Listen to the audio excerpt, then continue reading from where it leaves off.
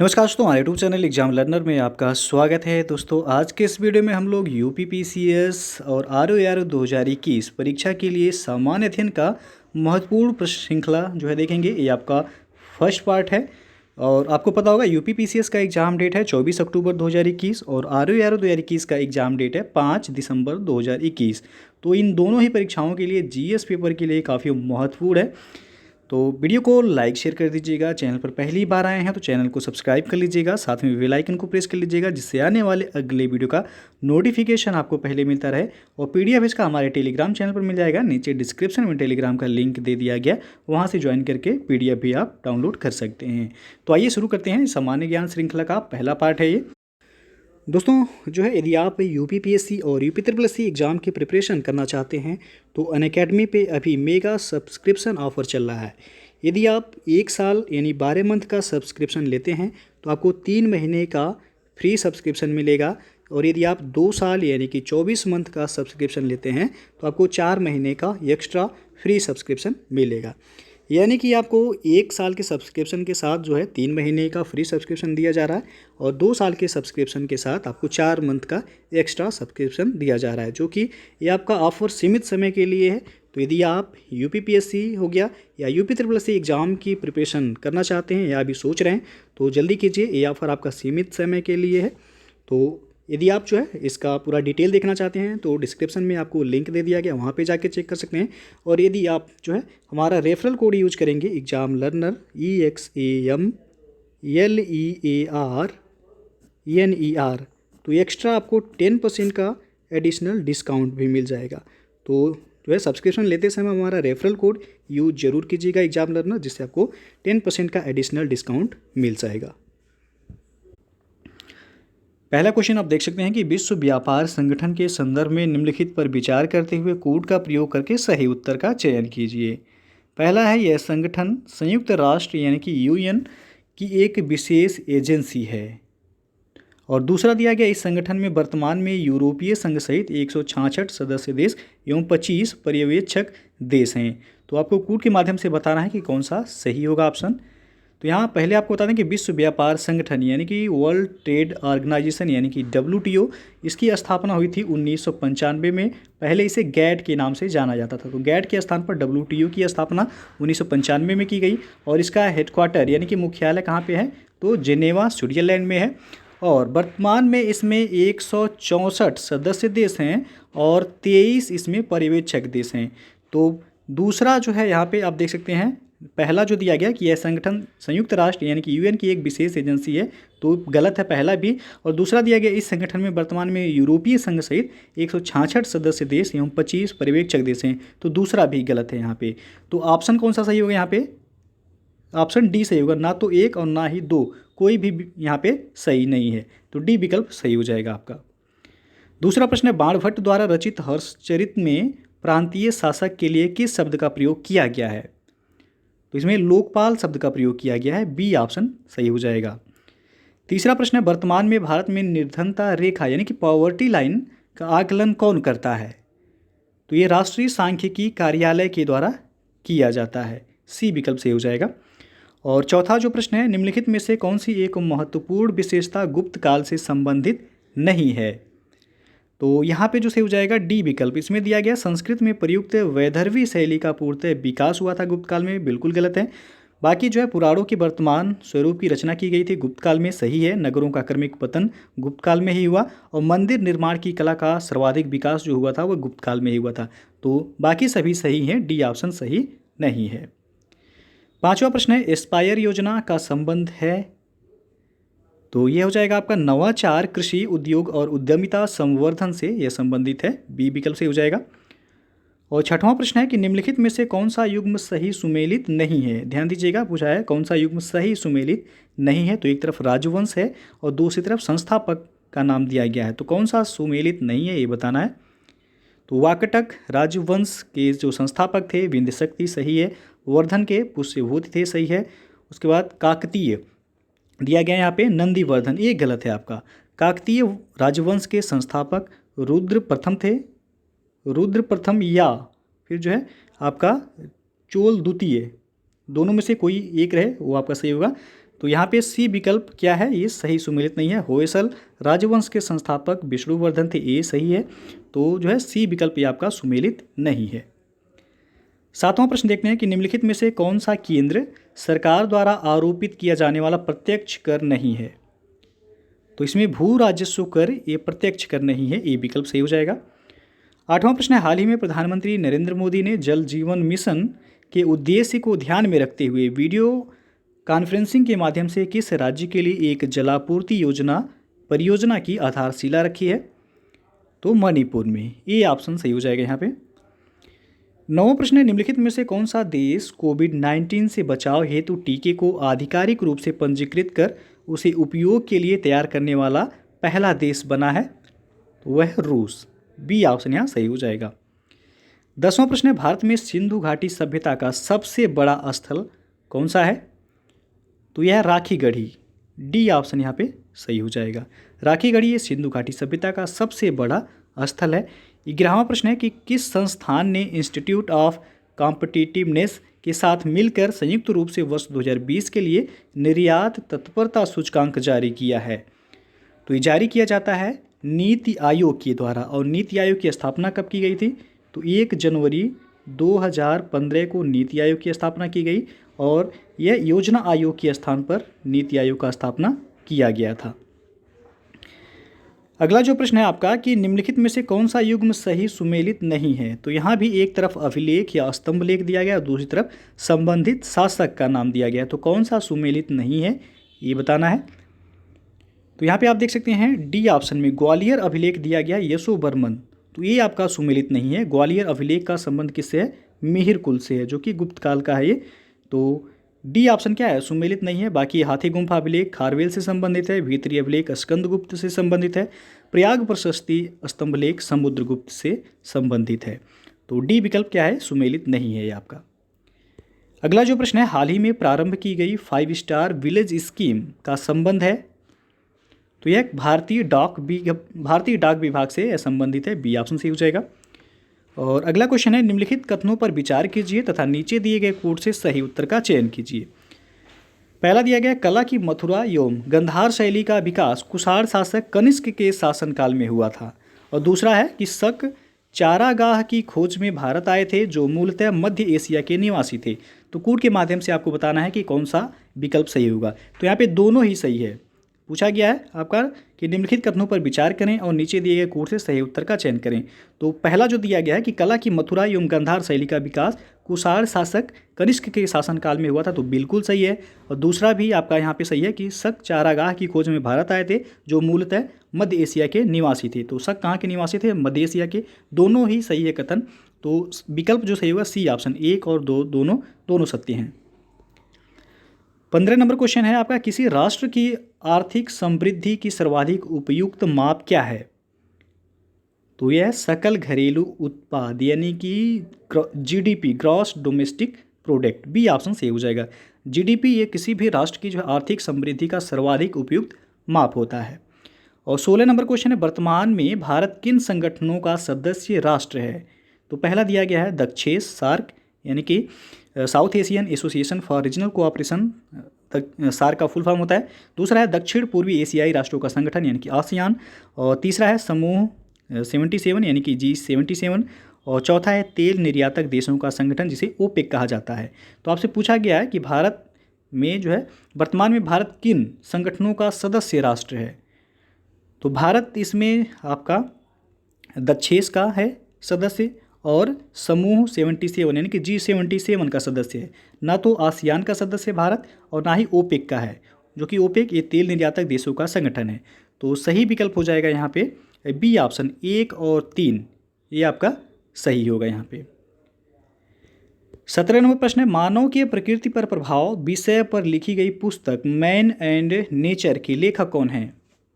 तो इसके लेखक हैं George Perkins Marsh, D option सही हो जाएगा। याद रखिएगा पुस्तक का नाम है मैन एंड नेचर। और 18वां प्रश्न है आपका, रेगुलेटिंग एक्ट 1773 के संदर्भ में निम्नलिखित में से कौन सा सही है। तो पहला दिया गया, इसके अनुसार अब बंगाल के गवर्नर को भारत के ब्रिटिश क्षेत्रों का गवर्नर जनरल कहा जाने लगा। दूसरा है, इसके तहत लॉर्ड कैनिंग भारत में कंपनी के अधीन प्रथम गवर्नर जनरल बनाए गए। तो आपको कूट के माध्यम से बताना है कौन सा विकल्प सही हो जाएगा। तो यहाँ पे जो सही होगा ए ऑप्शन, केवल एक इसमें सही है, दूसरा गलत है। रेगुलेटिंग एक्ट 1773 के तहत जो है बंगाल की गवर्नर को भारत के ब्रिटिश क्षेत्रों का गवर्नर जनरल कहा जाने लगा। और दूसरा जो दिया गया कि इसके तहत लॉर्ड कैनिंग भारत में कंपनी के अधीन प्रथम गवर्नर जनरल बने, ये गलत है। तो केवल और केवल ए ऑप्शन सही होगा, एक। और अगला जो प्रश्न है, निम्नलिखित में से कौन भारत निर्माण योजना के अंतर्गत सम्मिलित नहीं है। तो ये क्वेश्चन आपका जीआईसी में भी पूछा गया था। जीआईसी प्रवक्ता का भी हाल ही में जो पेपर हुआ उसमें जीएस वाले पार्ट में आप देखेंगे तो ये क्वेश्चन पूछा गया था कि निम्नलिखित में से कौन भारत निर्माण योजना के अंतर्गत सम्मिलित नहीं है। तो इसमें स्वास्थ्य आपका सम्मिलित नहीं है, बी ऑप्शन जो है सही हो जाएगा। और अगला जो क्वेश्चन है कि टोक्यो में आयोजित 32वें ग्रीष्मकालीन ओलंपिक में भारतीय प्रतिभागी नीरज चोपड़ा ने किस विधा में, यानी कि किस क्षेत्र में भारत के लिए स्वर्ण पदक उन्होंने जीता है। तो भाला फेंक यानी कि जैवलिन थ्रो में, ये ऑप्शन सही हो जाएगा। और 21वां क्वेश्चन है, निम्नलिखित में से कौन सा युग्म सही सुमेलित नहीं है। तो एक तरफ है सिंधु सभ्यता के स्थल, दूसरी तरफ नदी दिया गया है, तो कौन सा सुमेलित नहीं है ये बताना है। तो सबसे पहला दिया गया हड़प्पा। हड़प्पा रावी नदी के किनारे बसा हुआ है, बिल्कुल सही है। लोथल भोगवा नदी के तट पर है। धौलावीरा लूनी नदी के तट पर। कालीबंगा या कालीबंगन जो दिया गया सतलज नदी, ये गलत है। कालीबंगन ये घग्गर नदी के तट पर जो है, जो कि ये सभी सिंधु घाटी सभ्यता के स्थल थे। अगला जो प्रश्न आपका, ब्रिटिश भारत में किस गवर्नर जनरल या वायसराय के कार्यकाल में महालेखा परीक्षक के पद का सृजन किया गया था, जिसे स्वतंत्रता के पश्चात नियंत्रक एवं महालेखा परीक्षक यानी कि कैग कहा जाने लगा। तो यहाँ पे बी ऑप्शन सही हो जाएगा। लॉर्ड कैनिंग के कार्यकाल में महालेखा परीक्षक के पद का सृजन किया गया था और इसे भारत की स्वतंत्रता के बाद नियंत्रक एवं महालेखा परीक्षक यानी कि कैग कहा जाने लगा। वर्तमान में भारत के कैग कौन है, आप लोग कमेंट बॉक्स में कमेंट करके जरूर बताइएगा। 23वां प्रश्न है, मेकेदातु परियोजना का संबंध निम्नलिखित में से किस राज्य से है। तो यह है कर्नाटक राज्य से, ये विकल्प सही हो जाएगा आपका।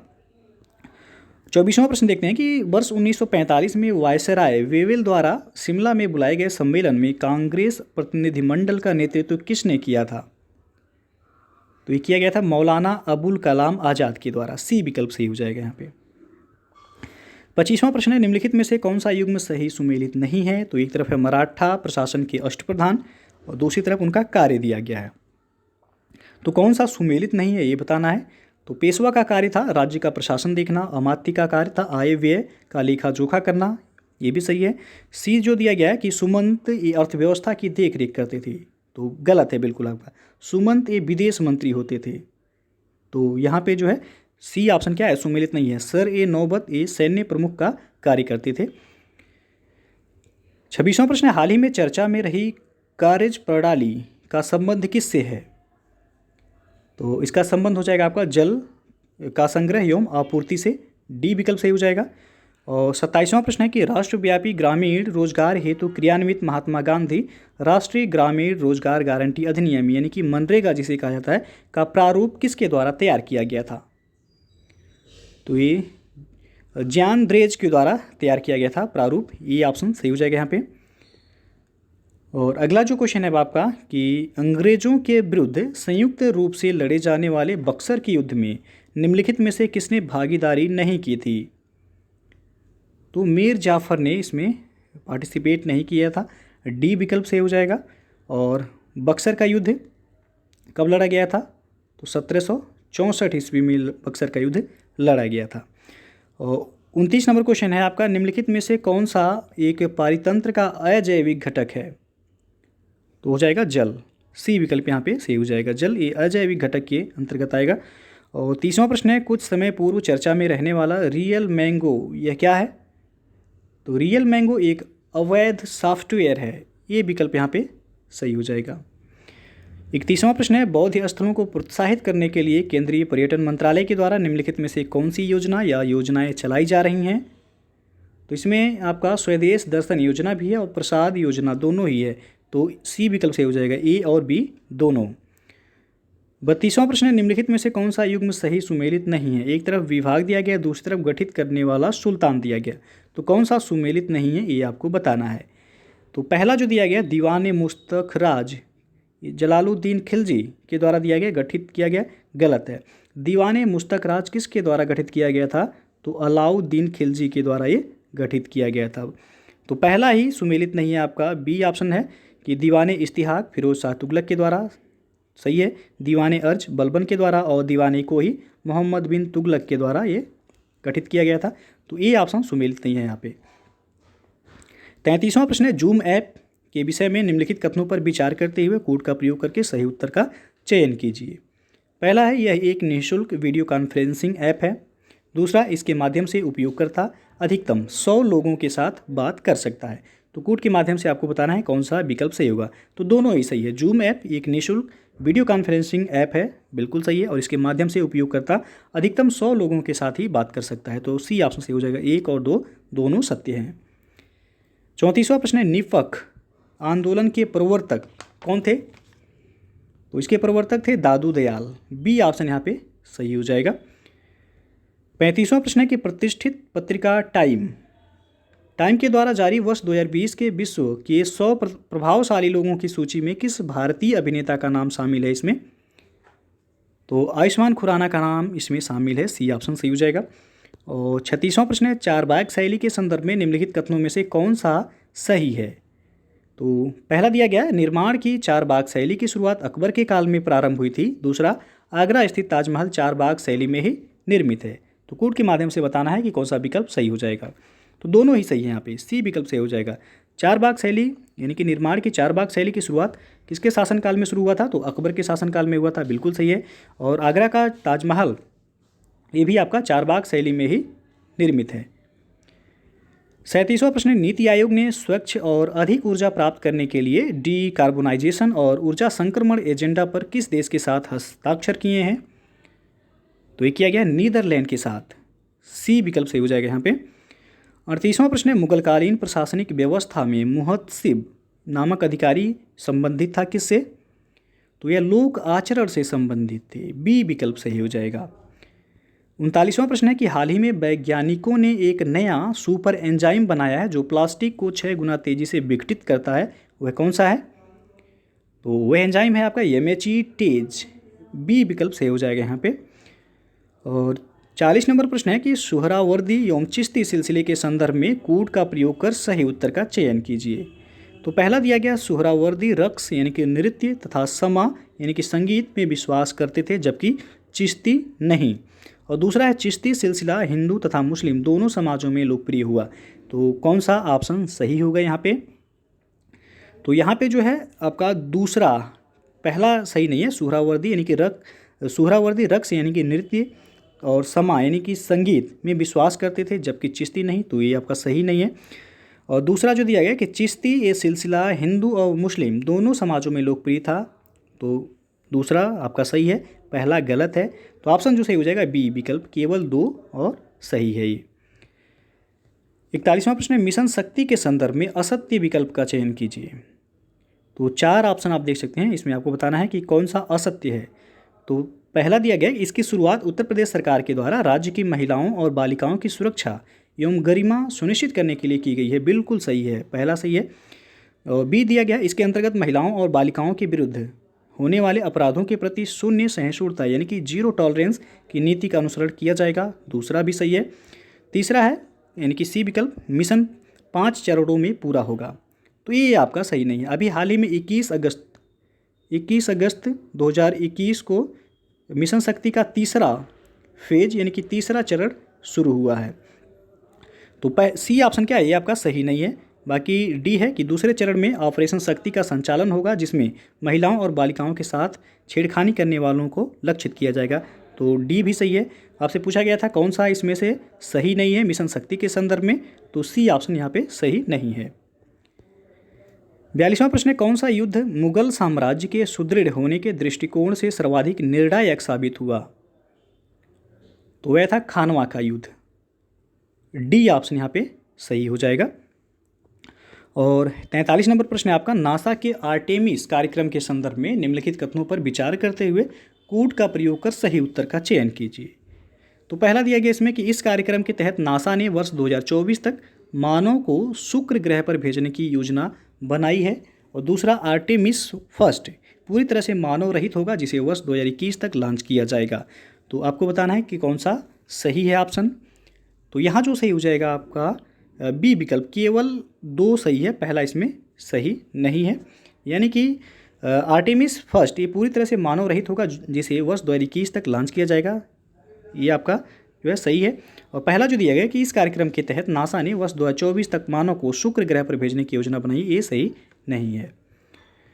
44वां क्वेश्चन है आपका, पुनः संघर्ष शुरू होने के कारण चर्चा में रहने वाला नागोर्नो कराबाख क्षेत्र किन देशों के मध्य है? ये तो यह है आर्मेनिया और अजरबैजान के मध्य।